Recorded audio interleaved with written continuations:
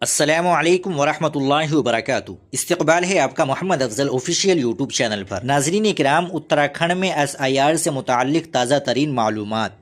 Voter list کی جانچ۔ Pre S I R election commission of India نے اتراکھنڈ میں ووٹر لسٹوں کی شفافیت کے لیے خصوصی گہری نظر ثانی یعنی ایس آئی آر کا عمل شروع کیا ہے۔ فی الحال پری ایس آئی آر مرحلہ جاری ہے، جس کے تحت 1 فروری سے 15 فروری سن 2026 تک ایک خصوصی مہم چلائی جا رہی ہے۔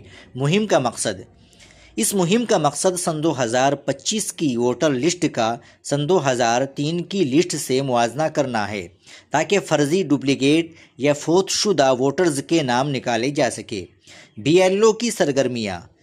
بوتھ لیول افسران کو ہدایت دی گئی ہے کہ وہ روزانہ تقریباً 30 ووٹرز سے رابطہ کریں، خاص طور پر ان علاقوں میں جہاں پچھلے 10 سالوں میں ووٹرز کی تعداد میں غیر معمولی اضافہ ہوا ہے۔ اس عمل پر ریاست میں سیاسی بحث چھڑ گئی ہے۔ کانگریس نے خدشہ ظاہر کیا ہے کہ اس کے ذریعے مخصوص کمیونٹیز، خاص طور پر مسلم ووٹرز کو نشانہ بنایا جا سکتا ہے۔